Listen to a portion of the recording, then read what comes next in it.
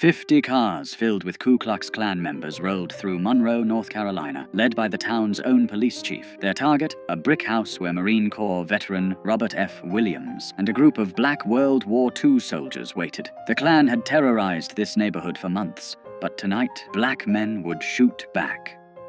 Monroe, North Carolina sat 30 miles southeast of Charlotte, a small textile town of 12,000 people where cotton mills provided jobs and Jim Crow provided the rules. The railroad tracks divided white from black, prosperity from poverty, safety from terror. On one side lived the people who ran the town, on the other lived the people who kept it running, cooking in white kitchens, cleaning white homes, working white-owned factories for a fraction of white wages. Robert Franklin Williams arrived back in Monroe in 1955, though calling it an arrival suggests he'd been welcome somewhere else. Born in this town on February 26, 1925, he'd grown up hearing stories from his grandmother, a former slave who'd given him his grandfather's rifle and told him what it meant to survive in a place that wanted you dead. His grandfather had been a Republican organizer during Reconstruction, publishing a newspaper called The People's Voice, until white violence made him choose between his voice and his life. He chose life, but kept the rifle. Williams knew Monroe's particular brand of hatred intimately. When he was 11 years old, he'd watched police officer Jesse Helms Sr., father of the future senator, drag a black woman bleeding through the streets by her hair after administering what the officer called an arrest. The woman's screams echoed in Williams' head for years.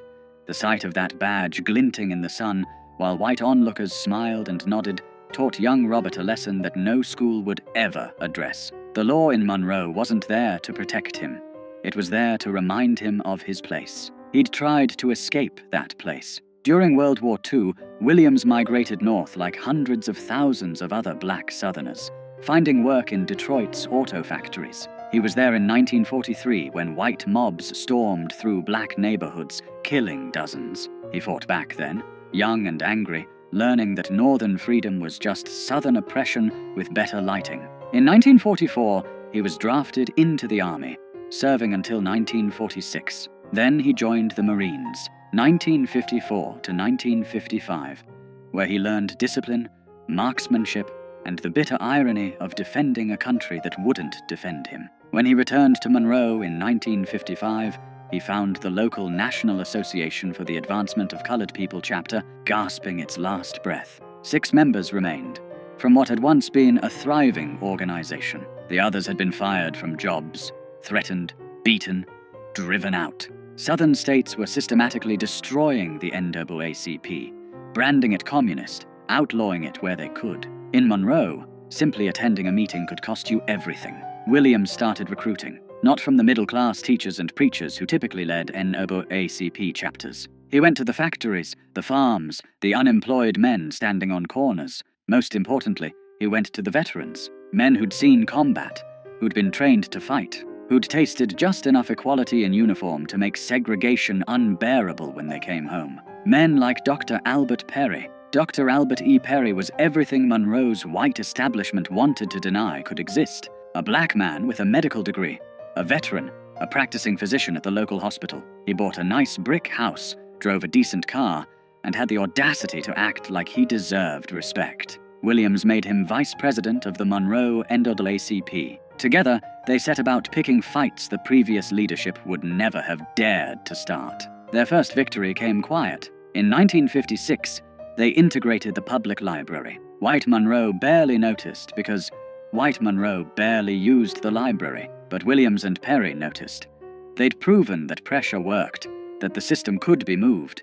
So they picked a target that mattered more, the swimming pool. In the summer of 1957, 2 black children drowned in a creek. There was nowhere else for them to swim. Monroe's public pool, built with federal tax dollars that black families paid just like white families, was reserved exclusively for white residents. Black children had to make do with unsupervised creeks, muddy rivers, and the consequences that came with them. 2 children went under and didn't come up. Their names were lost to history, but their deaths sparked something that wouldn't be forgotten. Williams went to the city council with a reasonable request. Open the pool to black children 1 day a week, just 1 day. The council's response was a masterclass in creative racism. Draining and refilling the pool after black people used it, they explained with straight faces, would simply be too expensive. Segregation, they suggested, was an economic necessity. Williams had a different analysis. Standing before the council, he delivered a line that cut through Monroe's polite racism like a blade.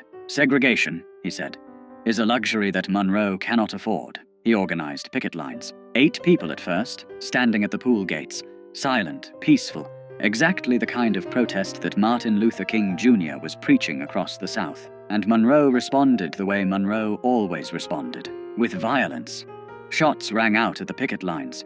No one was arrested. Law enforcement officers stood by and watched. The message was clear. You can protest all you want, but when the bullets fly, you're on your own.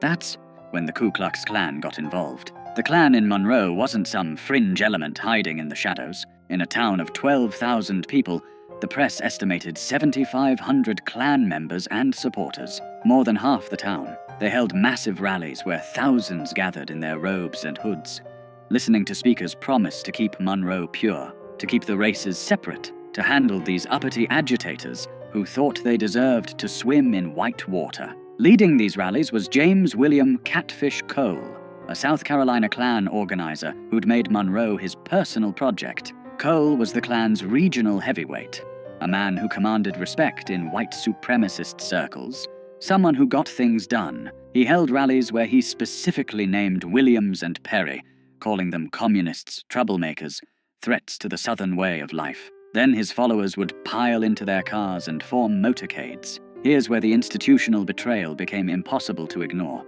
Monroe's police chief, A.A. Morney, didn't try to stop these motorcades. He led them. Squad cars with flashing lights would escort 50, sometimes more, Klan vehicles through Monroe's streets. The procession would wind through town, then head across the railroad tracks into Newtown, the black section, and there they'd drive past specific houses, firing guns into windows, throwing bottles, shouting threats, while the police chief made sure they had safe passage. Dr. Perry's house became a favorite target. Night after night, the motorcade would roll past, and gunfire would erupt. Perry, his wife, his children, huddling inside while bullets punched through walls. He'd call the police. They'd tell him they couldn't confirm any shooting had occurred, despite the holes in his house and the shell casings in his yard. Then they'd suggest perhaps he'd be safer if he stopped causing trouble. Williams made a decision that would define his life and split the civil rights movement. If the law wouldn't protect black people would protect themselves. He applied for a charter from the National Rifle Association. The NRA approved it without hesitation. Williams formed what he called the Black Armed Guard, though officially it was the Monroe chapter of the NRA. 50 to 60 men, most of them veterans like Williams, men who knew how to handle weapons, how to maintain discipline under fire, how to return fire effectively. They trained, they drilled, they bought guns with money raised from supporters, including fundraisers in Harlem, where Malcolm X would later invite Williams to speak at his mosque. They studied tactics, and they prepared Dr. Perry's house like it was a forward operating base. By October 1957, tensions in Monroe had reached a breaking point. The Klan's motorcades continued, increasingly brazen. White Monroe had circulated petitions to have Williams and Perry driven from town. Anonymous death threats arrived daily. Williams' insurance company cancelled his coverage, citing the risk. When he asked the police chief why his insurance was cancelled if there was no danger, the chief had no answer. On October 5th, 1957, the Klan decided to make their point permanent. They were going to Dr. Perry's house, and this time they weren't just going to shoot at it. They were going to burn it down with everyone inside. Williams got word through the black community's network.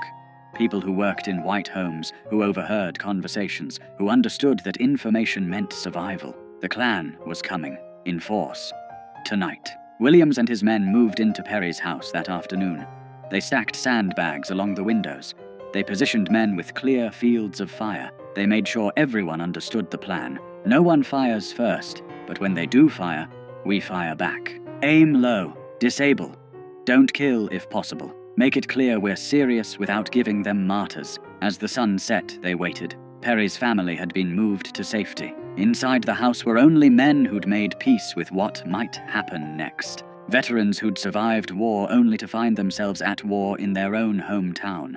Men who'd sworn oaths to defend their country and were now defending their community from their neighbors. The sound reached them first. Engines. Lots of engines. Then the glow of headlights. Dozens of them, winding through Monroe's streets. The motorcade rolled past City Hall, past the courthouse, past the nice white neighborhoods where people watched from their porches like it was a parade. Then it crossed the tracks into Newtown. 50 cars or more, packed with Klan members in full regalia. At the front, Monroe Police Chief Morney's squad car, lights flashing. The motorcade snaked through Newtown streets, and residents who'd seen this before pulled their children inside, turned off their lights, prayed this night wouldn't be the night someone they loved got killed. The procession turned onto Perry Street. The cars slowed, then stopped, engines idling. Men began to emerge, white robes gleaming in the headlights. Some carried torches, some carried guns. All of them carried the certainty that this was their town,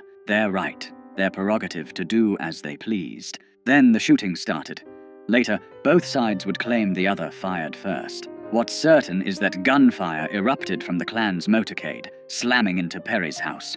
Bullets shattered windows, punched through the brick, tore through the front door. The roar was deafening, dozens of weapons firing at once. Inside the house, Williams gave the order. Fire! The response was disciplined, controlled, exactly what you'd expect from trained soldiers. Muzzle flashes erupted from Perry's windows. The veterans inside had positioned themselves for overlapping fields of fire. They aimed low, at car tires, at legs, at anything that wasn't lethal but would make their point crystal clear. The Klan had never experienced this. In all their years of terrorizing black neighborhoods, shooting into homes, burning crosses, inflicting violence with impunity, they'd never faced organized armed resistance. The psychological impact was immediate and total. These weren't victims cowering in the dark. These were soldiers returning fire. The Klan panicked. Men in white robes scrambled back to their cars. Engines roared to life. Tires squealed. The entire motorcade broke formation and fled in every direction, some cars running into each other in their desperation to escape. Within minutes, the street was empty except for abandoned robes, dropped torches, and the fading sound of engines racing back across the tracks to the safety of white Monroe. Inside Perry's house, Williams and his men held their positions. No pursuit, no celebration. They maintained their perimeter through the night, knowing retaliation might come. But it didn't. The Klan had been routed, humiliated, driven from a black neighborhood by black men with guns. The next morning, Monroe's city council held an emergency session. The same council that had said they couldn't afford to let black children swim. The same council that had turned a blind eye to months of Klan terrorism. They passed an ordinance effective immediately. The Ku Klux Klan was banned from Monroe without a special permit from the police chief. That ordinance was the first crack in Monroe's wall of white supremacy. Not because the council suddenly developed a conscience, but because armed black veterans had demonstrated something white Monroe couldn't afford to ignore. In Williams' own words, racists consider themselves superior beings and are not willing to exchange their superior lives for our inferior ones. They are most vicious and violent when they can practice violence with impunity. The shootout barely made the news. The Monroe Journal mentioned it briefly. 3 black newspapers covered it. The national press ignored it completely. Just 3 months later, when the Lumbee tribe would rout the Klan in a similar confrontation, national media would descend on North Carolina, Life magazine would run photo spreads, politicians would issue statements. But when black men defended themselves with guns, white America decided that story was better left untold. Williams understood why. As he'd later write, the national press played up the Indian Klan fight because they didn't consider this a great threat. The Indians are a tiny minority, and people could laugh at the incident as a sentimental joke. But no one wanted black people to get the impression that this was an accepted way to deal with the Klan, so the white press maintained a complete blackout about our fight. But word spread through black communities across the South. Veterans heard what had happened in Monroe. Working people heard. Young activists heard. The message was clear. Nonviolence was a tactic, not a suicide pact. You could advocate for peace while keeping a rifle behind the door, the October 5th. Shootout didn't end Monroe's racial violence, but it fundamentally changed its character. The Klan never conducted another motorcade through Newtown. They couldn't. They'd been exposed as cowards, who only fought when resistance was impossible. When black men shot back, they ran. Less than a month later, the Klan tried a different approach. If they couldn't eliminate the troublemakers by force, they'd eliminate them through the legal system. Dr. Perry was arrested on charges of performing an abortion on a white woman. The accusation was almost certainly false. Perry was Catholic, opposed to abortion on religious grounds. The woman herself said she'd asked him to perform the procedure, but that he'd refused. None of that mattered. The newspaper headline screamed, "Negro doctor arrested for criminal abortion on white woman." The racism was coded into every word. A black man's hands on a white woman's body, even in a medical context, was treated as inherently criminal. Perry was jailed. Williams led armed demonstrations at the courthouse, hundreds of black residents openly carrying weapons, demanding Perry's release. A white benefactor posted $7,000 bond. Perry was freed, but the damage was done. His trial came almost exactly a year after his arrest, October 21st, 1958. He was convicted and sentenced to 5 years in prison. Released after serving just over a year, Dr. Albert E. Perry never got his medical license back. He'd lost his profession, his livelihood, his future, for the crime of standing up to the Klan. The system had accomplished through legal proceedings what the Klan couldn't accomplish with guns. Meanwhile, Williams faced his own reckoning with the broader civil rights movement. In late October 1958, just days after Perry's conviction, a case exploded that would make Williams an international figure. 2 black boys, 9-year-old James Hanover Thompson and 7-year-old David Fuzzy Simpson, had been playing with white children. During a kissing game, a 7-year-old white girl named Sissy Sutton kissed both boys on the cheek. When she mentioned it to her mother, white Monroe reacted with hysterical rage. The mother washed her daughter's mouth with lye. Armed men hunted for the boys. Police arrested James and David, handcuffed them, took them to jail, and spent 6 days interrogating them without allowing them access to parents or lawyers. They were beaten, threatened with lynching, told they'd raped a white girl. Judge Hampton Price heard the case. Such as it was, the boys had no legal representation. They stood silent, terrified. The judge interpreted their silence as a confession. He sentenced both boys to indefinite terms in reform school, possibly until age 21, for a kiss that a white girl had initiated. Williams mobilized international attention. He contacted journalists in Europe. He worked with activists in New York to form the Committee to Combat Racial Injustice. He turned the kissing case into a global embarrassment for the United States, with demonstrations in Paris, Rome, and Vienna. Former First Lady Eleanor Roosevelt intervened with North Carolina's governor. President Eisenhower received thousands of letters. After 3 months, on February 13, 1959, Governor Luther Hodges pardoned the boys without explanation or apology. They were released.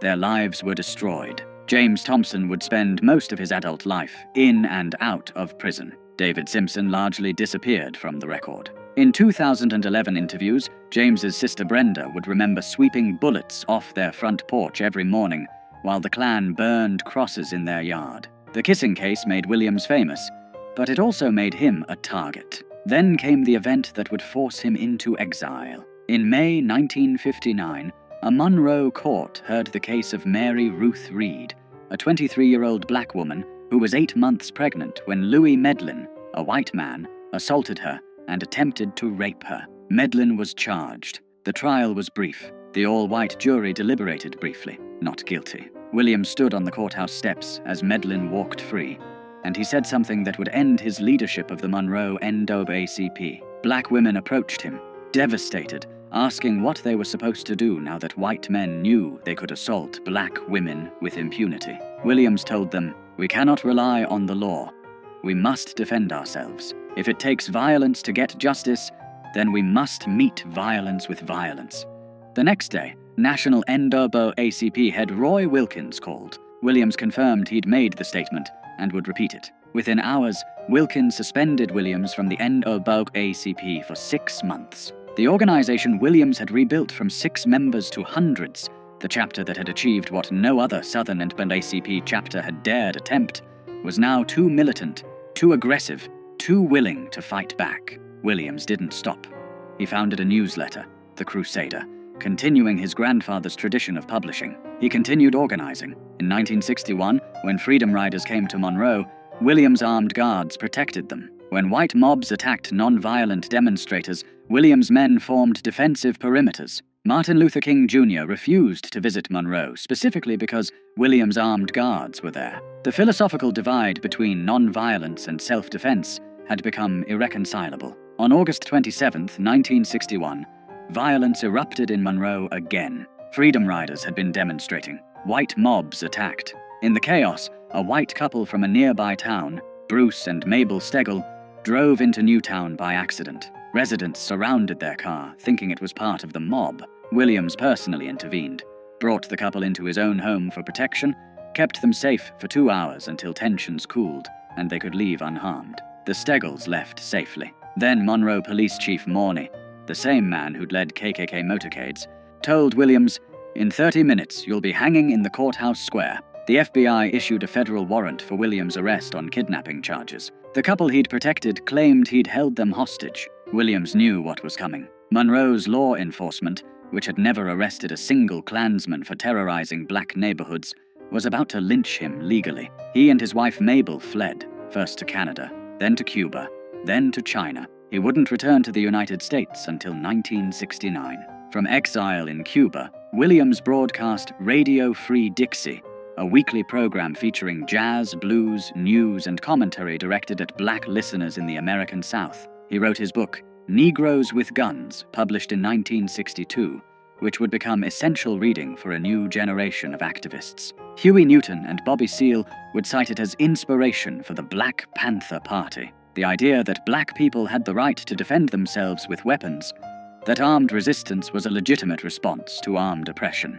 Spread through the Black Power movement of the late 60s, the kidnapping charges were finally dropped in 1975. Williams returned to Michigan, where he lived quietly until October 15, 1996, when he died of Hodgkin's lymphoma at age 71. Rosa Parks delivered his eulogy in Monroe, the town that had driven him into exile for daring to suggest black people deserved to swim in public pools. The night of October 5, 1957, changed nothing and everything. Monroe remained segregated.